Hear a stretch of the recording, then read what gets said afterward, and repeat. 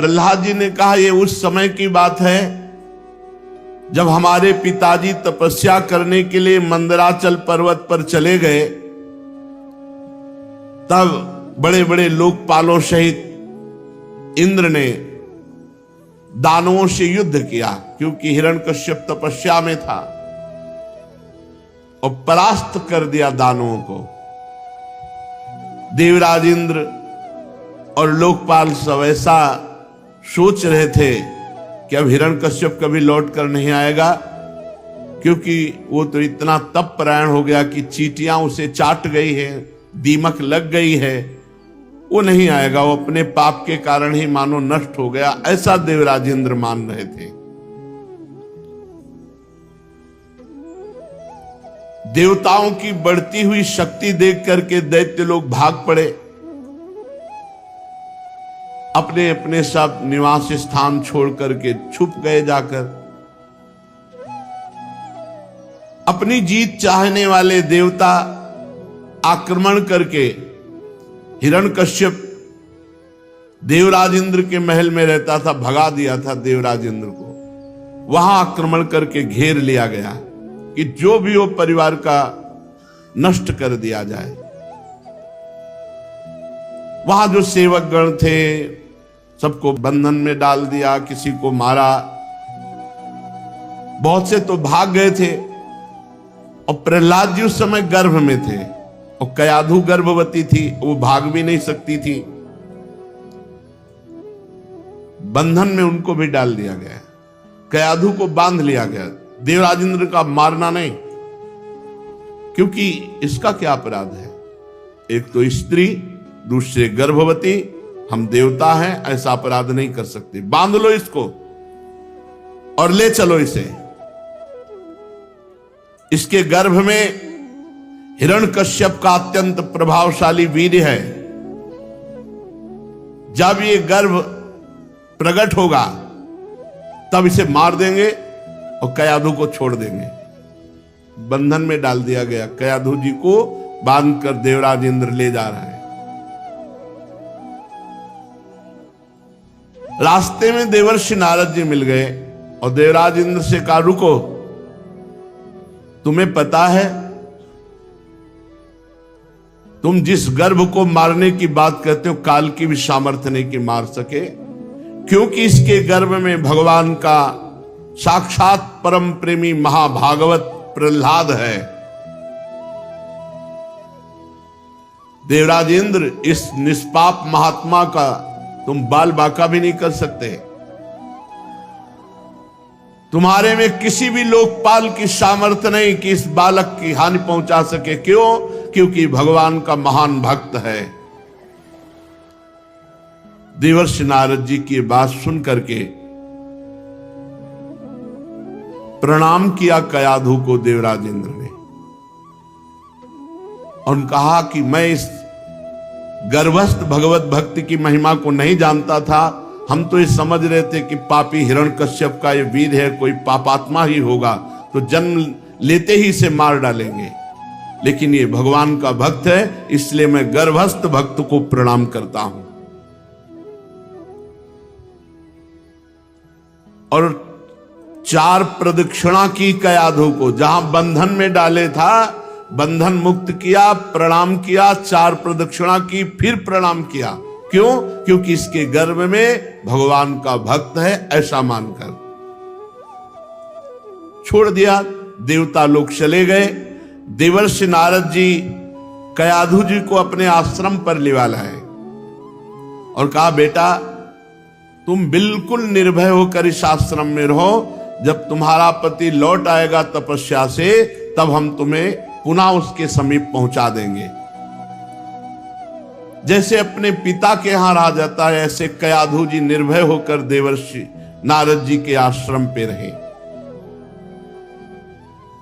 मैं गर्भ में था, प्रहलाद जी अपने मित्रों से बता रहे हैं।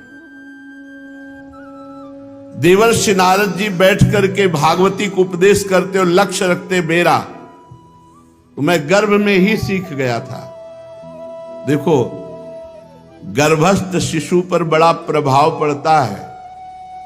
यदि आप संसारिक बातें, गंदा भोजन अपवित्र पाएंगे, अपवित्र बातें करेंगे, अपवित्र क्रियाएं करेंगे, तो वो सब बालक पर प्रभाव पड़ता है। जिस दिन से गर्भस्थ शिशु हो जाए उस दिन से माता पिता को ब्रह्मचर्य रहना चाहिए, सात्विक भोजन पाना चाहिए, नाम कीर्तन, नाम जप और भगवत कथा वार्ता करनी चाहिए। ये जो व्यभिचार प्रवृत्ति से युक्त जन है तो बालक में गंदे संस्कार और उनके शरीर के अंगों पर गलत प्रभाव पड़ता है।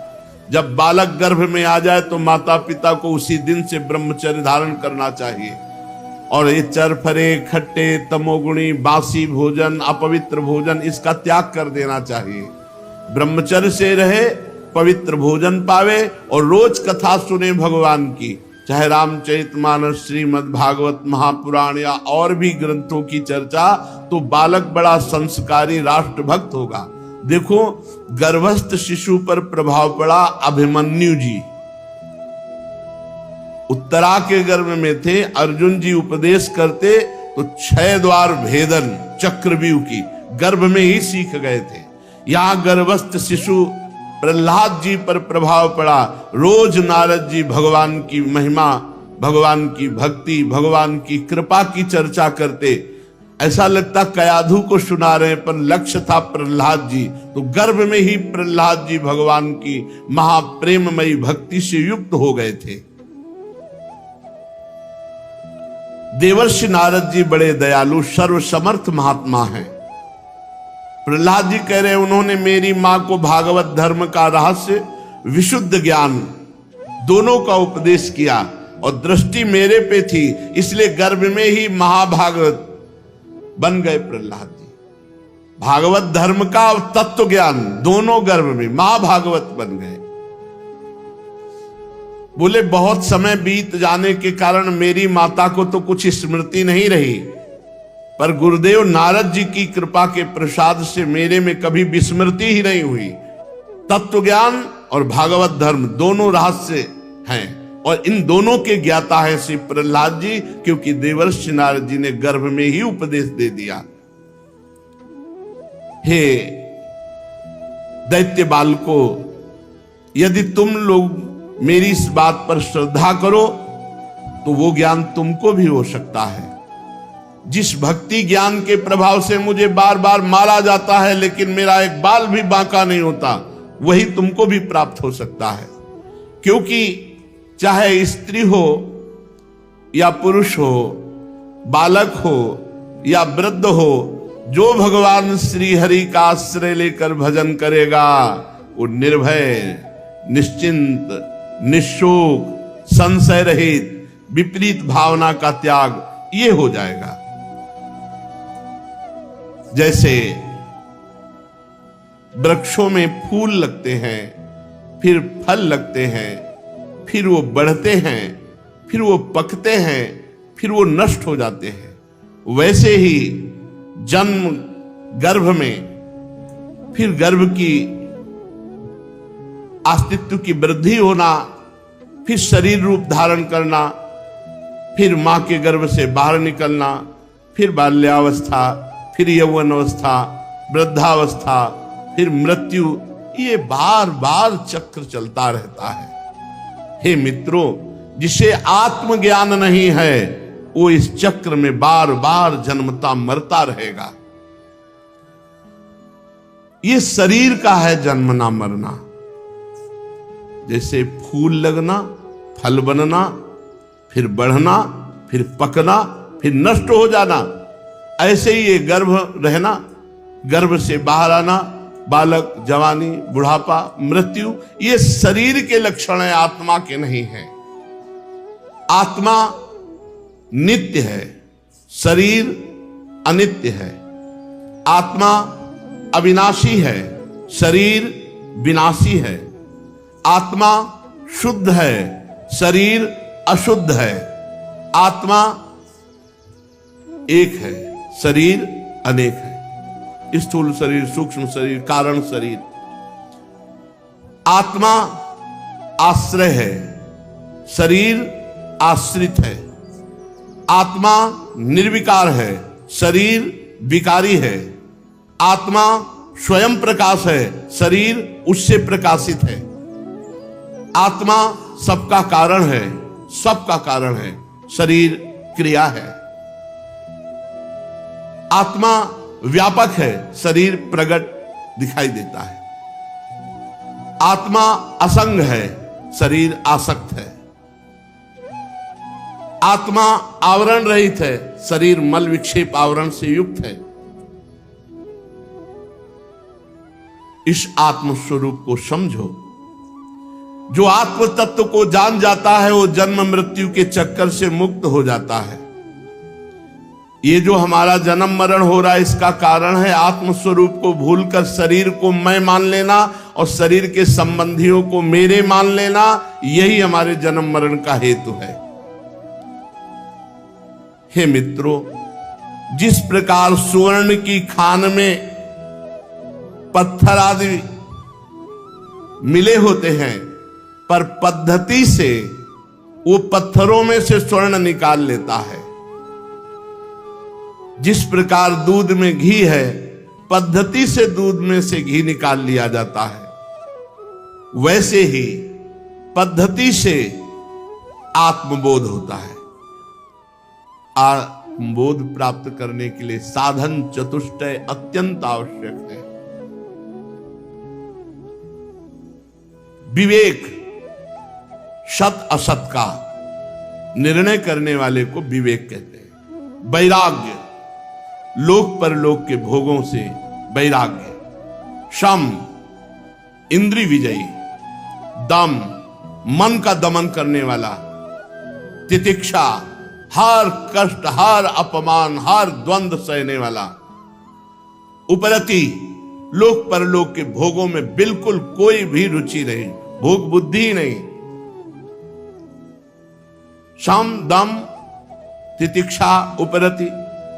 श्रद्धा, शास्त्र और गुरु के वचनों में यथावत श्रद्धा। समाधान, चित्त का अपने लक्ष्य में स्थित हो जाना।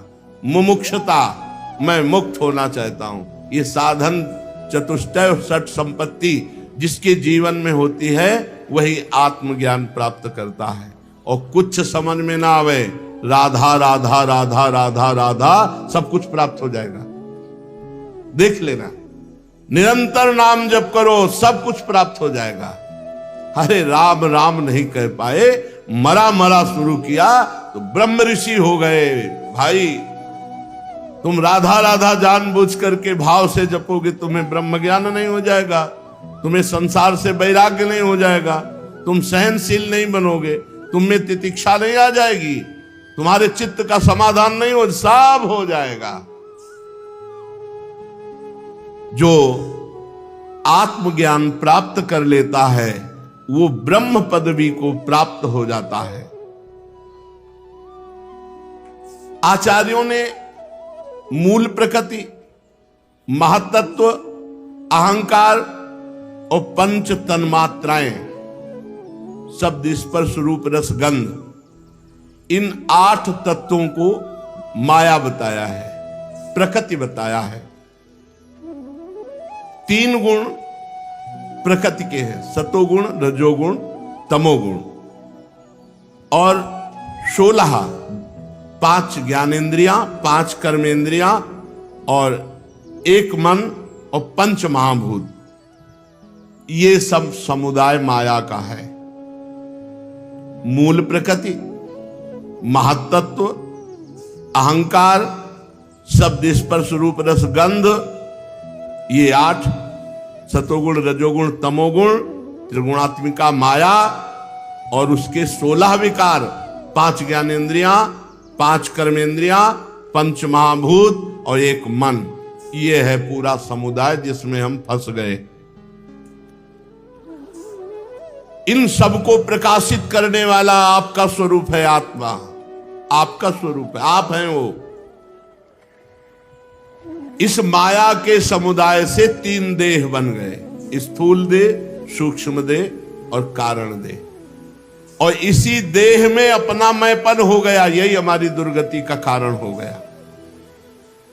चाहे वो स्थावर हो चाहे जंगम हो, इसी में ममता होने के कारण दुर्गति हो गई।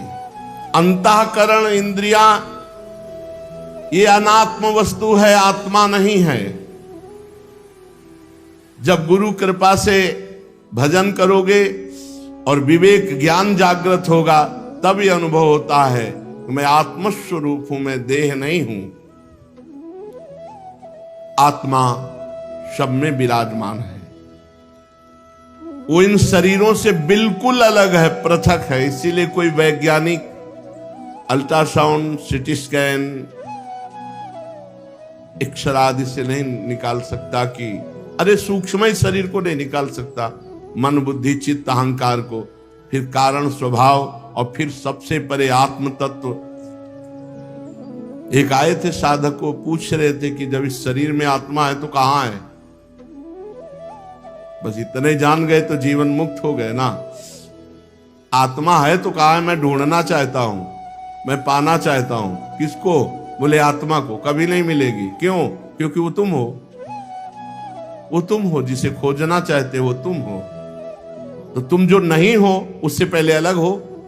तुम शरीर नहीं हो, इंद्रियां नहीं हो, इंद्रियों का विलास नहीं हो, मन नहीं हो, मन का विलास नहीं हो। हटो इससे। इसी से हटने की वृत्ति को तो साधना कहते हैं। और जब आप हटोगे तो अपने आप से अपने आप का अनुभव हो जाता है।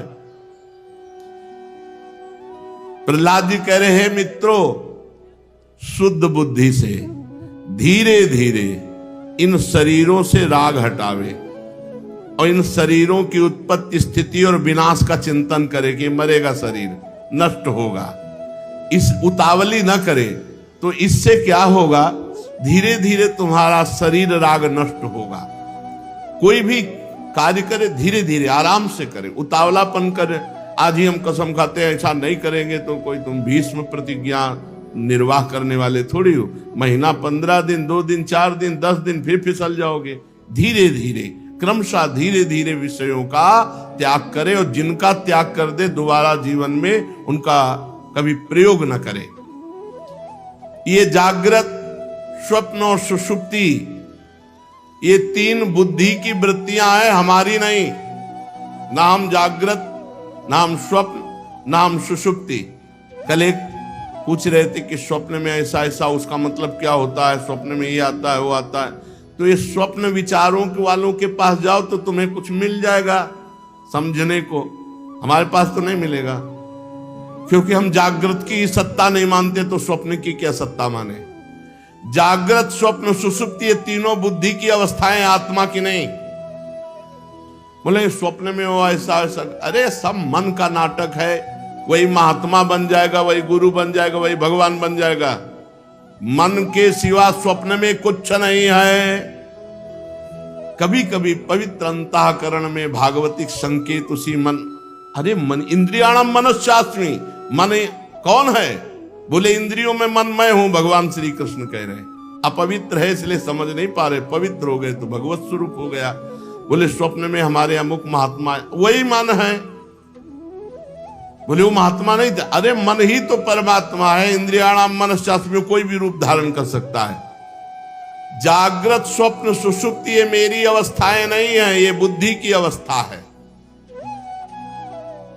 और बुद्धि से अनुभव में आने वाला जो तत्व नहीं है वही परमात्मा, वही मेरा स्वरूप है। जैसे गंध से उसके आश्रय वायु का ज्ञान होता है। वायु गंध का वहन करती है, लेकिन गंध वायु का गुण नहीं है, गंध पृथ्वी का गुण है और वायु वहन करती है। वैसे ही ये 3 अवस्थाएं, जागृत, स्वप्न, सुषुप्ति, ये बुद्धि की है, ये बदलने वाली बुद्धि की है। आत्मा इनका साक्षी है। ये आत्मा की नहीं, न जागृत, न स्वप्न, न सुषुप्ति। जो तीनों में समान साक्षी भाव से रहता है वही ज्ञानी है। जागृत में जितनी भी चेष्टाएं हो रही, स्थूल शरीर से हो रही, और चेष्टाएं कराने वाला सतोगुण, रजोगुण, तमोगुण है। गुणानुगुण वर्तन्ते मनुष्या पार्थ सर्वसा।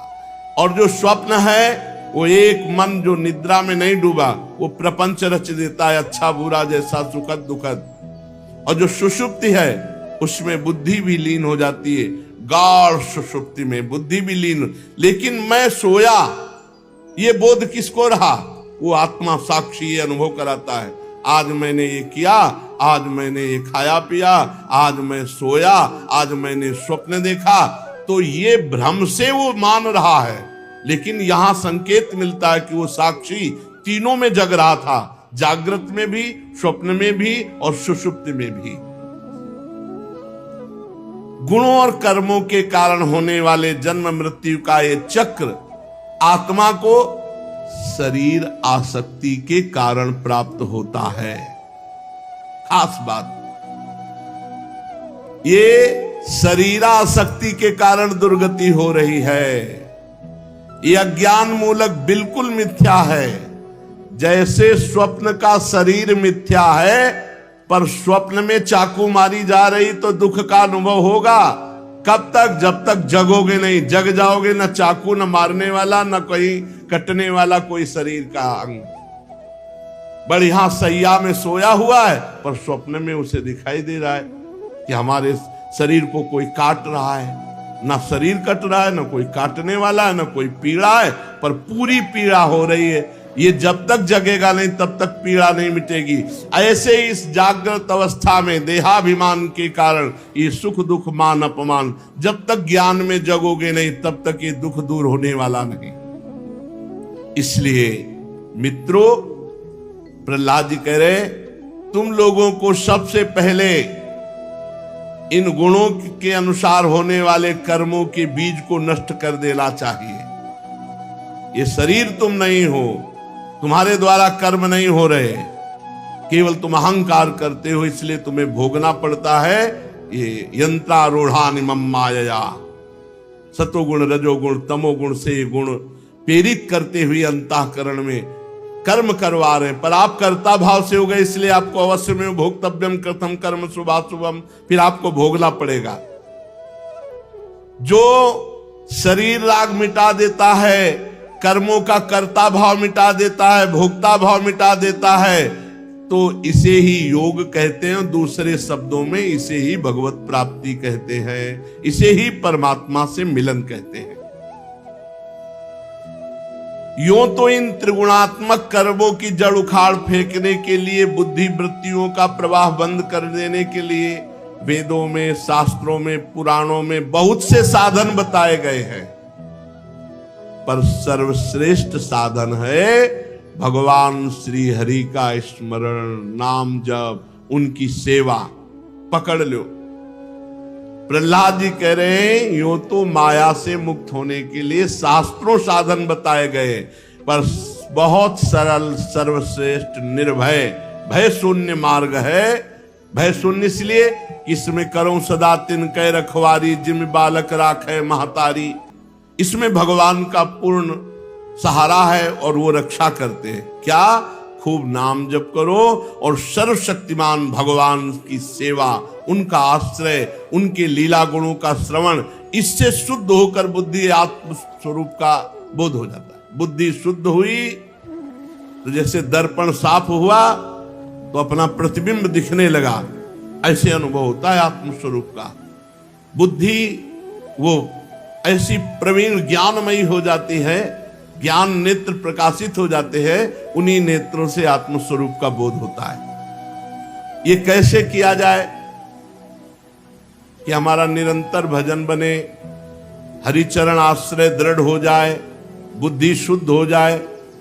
श्री सद्गुरुदेव भगवान का वरण करके उनकी प्रेम पूर्वक सेवा में रहना, उनकी आज्ञा में रहना। जीवन मुक्त होने के लिए, आत्मबोध प्राप्त करने के लिए, भगवत मिलन के लिए क्या करना चाहिए?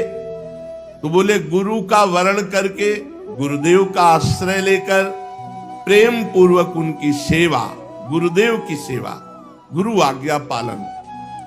अपने को जो कुछ प्रारब्धानुसार मिल जाए भगवान को समर्पित करके उसका प्रयोग करना। प्रसादी करके ही, चाहे जल पीना हो, चाहे वस्त्र, चाहे भोजन, कुछ भी प्रसादी ही होना चाहिए। भगवत प्रेमी महात्माओं का सत्संग नित्य सुनना चाहिए, नित्य सत्संग। और भगवान की आराधना में भगवान की कथा वार्ता सुनना, भगवान के गुणों का गायन करना, भगवान के नाम कीर्तन करना, भगवान का नाम जप करना, इस साधनों का अनुष्ठान करते करते हृदय पवित्र हो जाता है, भगवान में प्रीति हो जाती है और भगवान की कृपा से तत्व ज्ञान हो जाता है। सर्वशक्तिमान भगवान श्री हरि समस्त प्राणियों में विराजमान है। ऐसे साधन करते करते तुम्हें अनुभव होने लगेगा सब में भगवान विराजमान है। सबका सम्मान करो, किसी का भी अपमान मत करो, सब में भगवान विराजमान है। उपासक एवं निर्जित षड्वर्गैः क्रियते भक्तिरीश्वरे वासुदेवे भगवती यया संलभते रतिम। काम, क्रोध, लोभ, मोह, मद, मत्सर ये 6 भारी शत्रु हैं। एवं निर्जित षड्वर्गैः क्रियते भक्तिरीश्वरे। 6 शत्रुओं पर विजय प्राप्त जब तक नहीं होती तब तक न वो ज्ञानी है और न भक्त है। षड विकार जित अनघ अकामा। निष्कामता आ गई, निष्पाप हो गया, 6 शत्रुओं पर विजय प्राप्त कर ली, भगवान हृदय में प्रकाशित हो गए। काम, क्रोध, मद, मान, न मोहा, लोभ न क्षोभ, राग नहीं द्रोहा। जिनके कपट दंभ नहीं माया, तिनके हृदय बसहु रघुराया।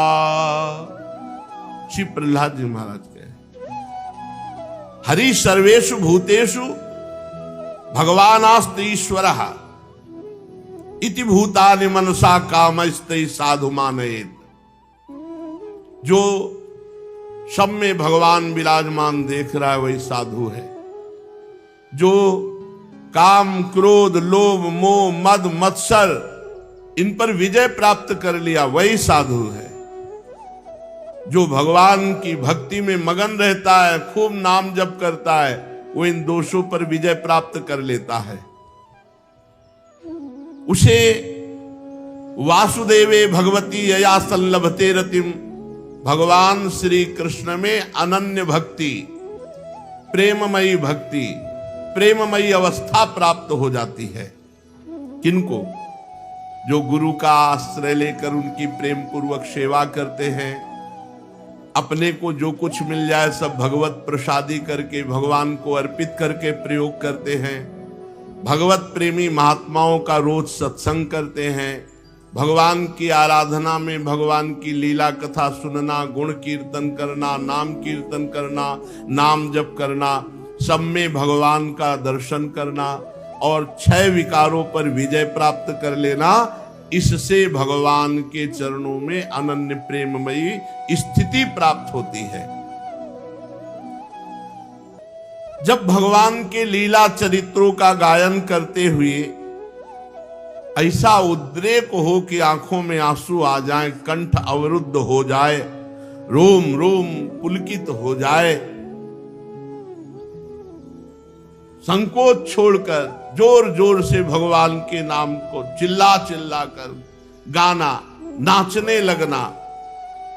वो ग्रहग्रस्त पागल की तरह कभी हंसता है, कभी रोता है, कभी नाचता है, कभी भगवान की भावना में लोगों के चरणों की वंदना करता है, भगवान में तन्मय हो जाता है। बार बार लंबी सांस खींचता हुआ हे हरि, हे गोविंद, हे जगतपते, हे नारायण ऐसा पुकारने लगता है।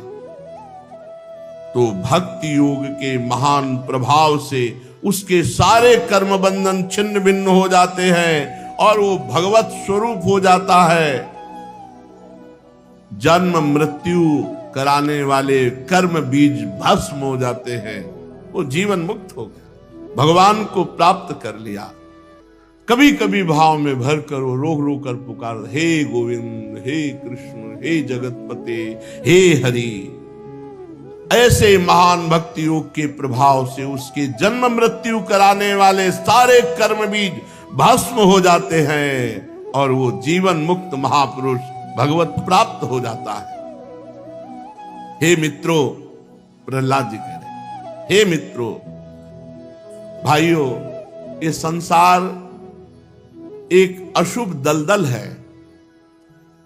यहां जो फंस गया उसे केवल भगवान निकाल सकते हैं, बस। नहीं मरा, बार बार जन्मा मरा।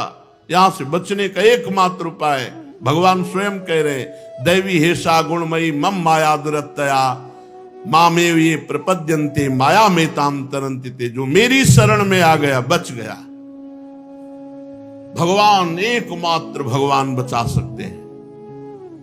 इस माया दलदल से एकमात्र भगवान बचा। इसीलिए हमारी प्रार्थना है, जिस सभा में, जिस संगोष्ठी में, जिस उपदेश में, जिस संग में भगवान के नाम रूप लीला धाम की चर्चा न हो, भगवान के आत्मस्वरूप की चर्चा न हो, कभी मत सुनो, कभी मत संग करो। सब मायाकृत है। बिना भगवान के नाम के कोई नहीं तर सकता।